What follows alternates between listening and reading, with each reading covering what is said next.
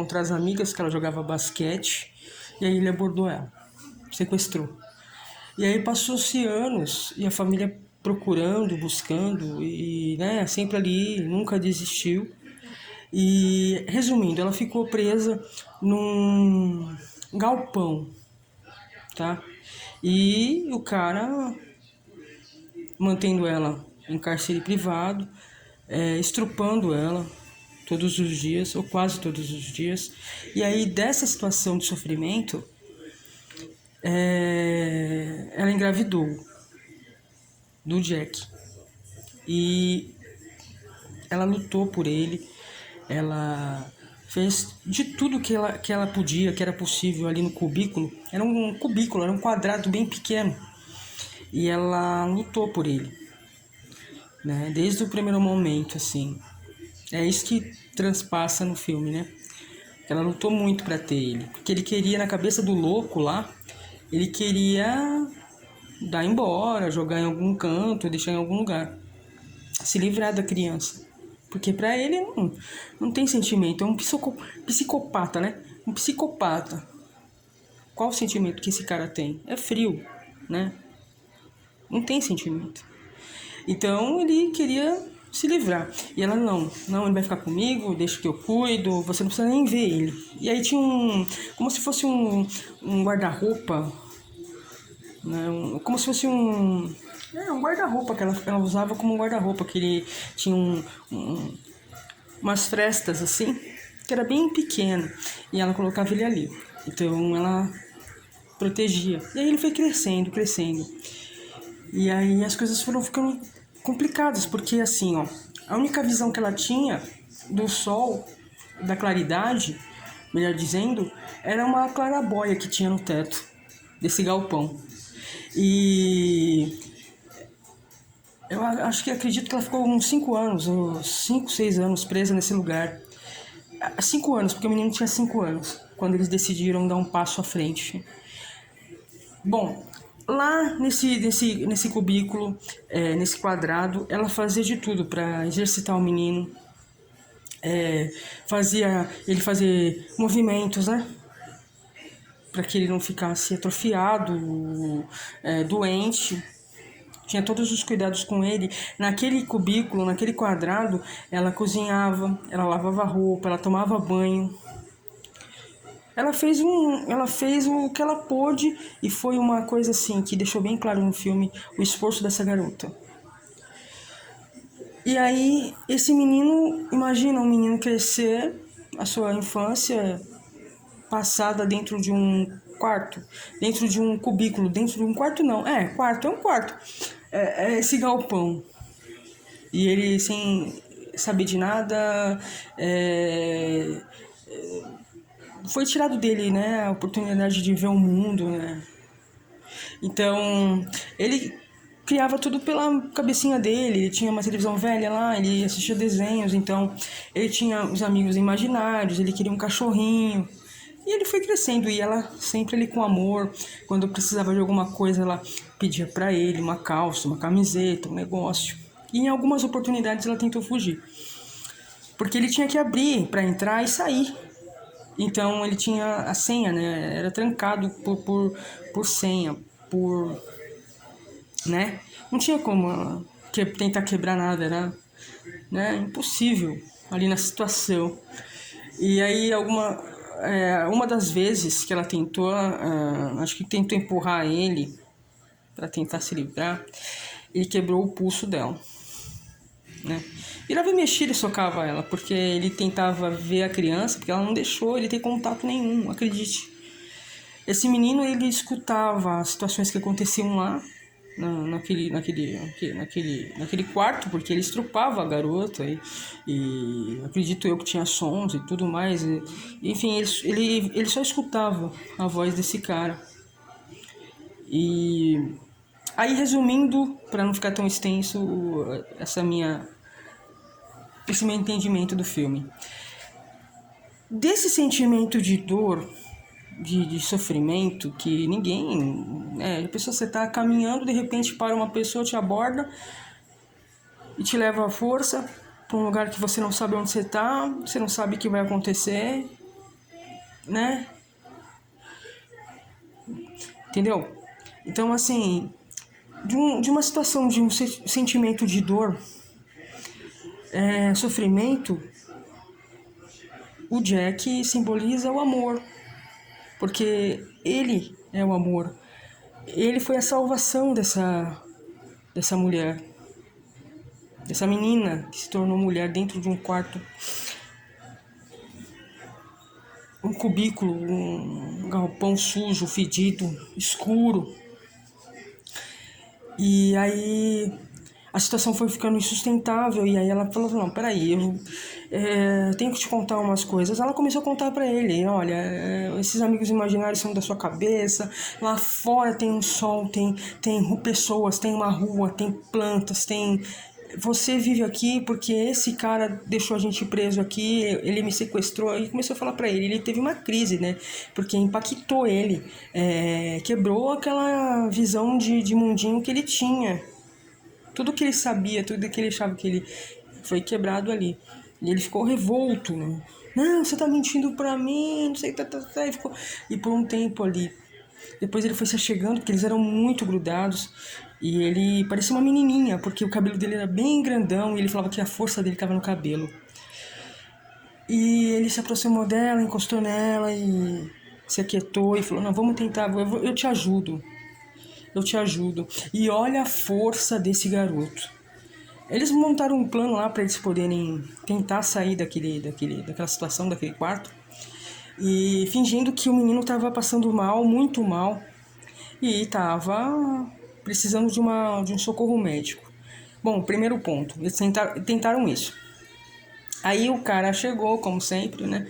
Ela pegou e fez um esquema, colocou cebola, fez um esquema nele, assim, pra ele ficar quente, febril, simulando estado febril. E enrolou ele num tapete que tinha lá.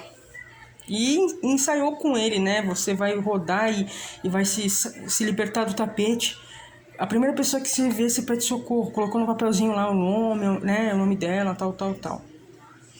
E aí o cara, né? O imbecil, o doente, ele falou, não, se vira com ele aí, dá remédio, compra o remédio, se vira. Bom, essa tentativa não deu certo. Ele não tava nem aí. Ele tacou o foda-se, né? E aí, desculpa, saiu.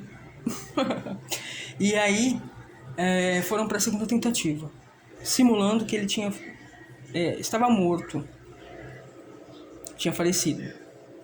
Fez aquele esquema, enrolou ele no tapete, falou, não se mexa, fica duro. Eles ensaiaram um bom tempo, porque o cara só chegava à noitinha, saca? Que ele queria fazer o que ele queria fazer lá e zarpava. Levava assim,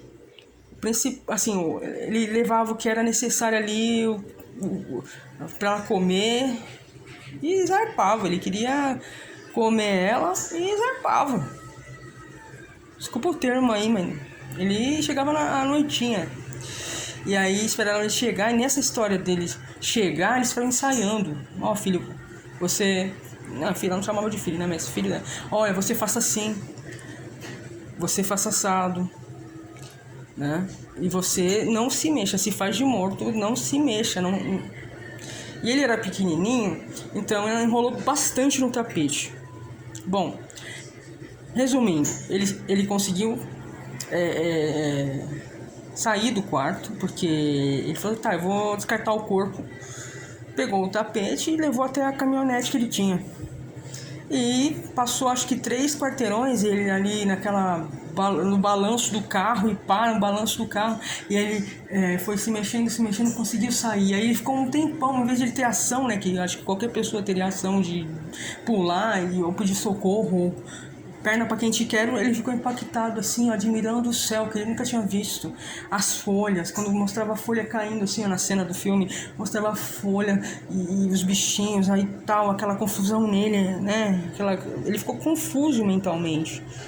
E daí ele encontrou um rapaz que estava passeando com um cachorro e tentou chegar até ele. Só que o rapaz lá, o filho da mãe lá, o doente lá, conseguiu alcançar ele, parou o carro, falou, filha da mãe, vou matar esse menino, né? ficou muito puto. E só que a sorte foi que o cara que tava passeando com o cachorro percebeu que tinha alguma coisa errada da forma que ele pegou a criança do chão. Aí ele falou assim, ou você solta ou eu vou chamar a polícia. E começou a se aproximar do cara, né? Aí ele viu que tava sujando pra ele e falou assim, mano, se você não der um jeito agora, já era, vou fugir, né? Pegou, entrou na caminhonete, largou o menino e perna pra quem te quer pra tentar fugir.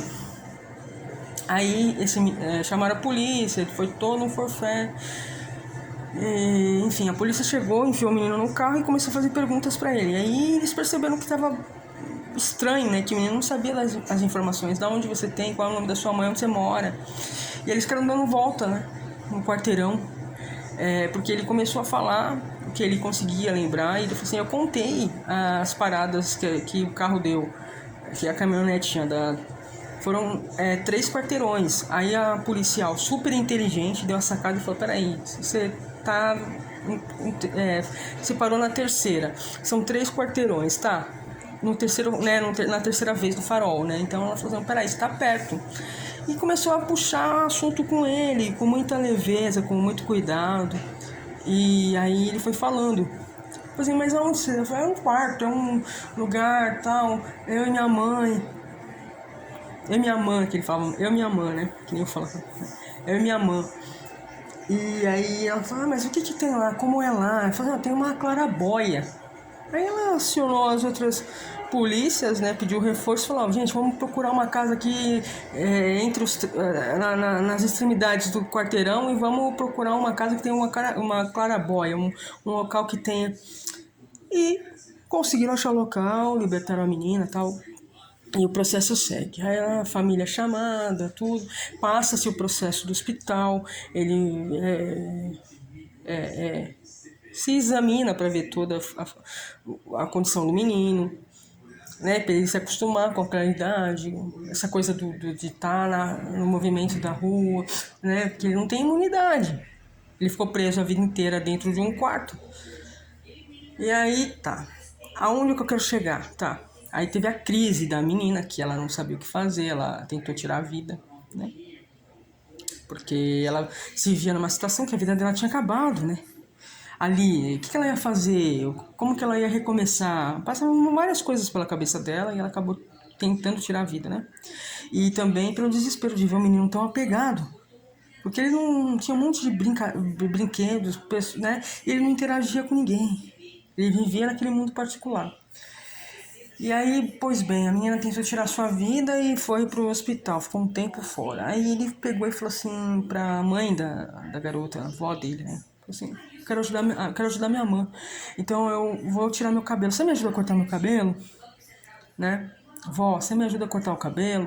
E ele tinha paixão naquele cabelo, né? Aí ela falou, vamos lá, vamos cortar. Aí eu vou entregar pra minha mãe, porque eu dou a minha força pra minha mãe. E mais uma vez a prova de sentimento de amor, né? Aí resumindo tudo, né? Ele quis voltar no quarto, ele quis se despedir das coisinhas, ele quis passar por cada situaçãozinha do quarto e se despedir. O menino fez questão de voltar lá e se despedir de cada, da cadeira, do vasinho, da pia. E eles voltaram até lá para fazer a vontade do garoto, para ele poder se libertar. Resumindo, agora eu vou colocar a minha ideia e, né, assim, nessa situação de sofrimento, de dor, ele foi a cura. Ele foi o amor. Ele salvou a vida dela. A primeira vez que eles saíram, que ele conseguiu se libertar e pedir socorro. E ele salvou a vida dela tirando o cabelo dele e na situação dele de amor, ingênuo, né? Puro de uma criança. Ele falou, eu vou dar meu cabelo pra minha mãe, que ela vai sair dessa. Meu cabelo tem força. Tá aqui a minha força, eu dou minha força pra mãe. Salvou ela de novo. Então numa situação de dor, de sofrimento, na situação de estrupo, ele foi a cura. O Jack foi a cura dessa mulher. É isso que eu deixo aqui. Quem puder, assista. Eu vou procurar, né? E vou deixar o link nos comentários, tá bom? Quem tiver interesse, assista. Quem já assistiu, assista de novo. Porque a gente pode tirar muitas coisas para nossa vida, no dia a dia. É isso. Um beijo da minha partícula pra tu. Até a próxima oportunidade. Vamos que vamos, embora que bora, tá bom?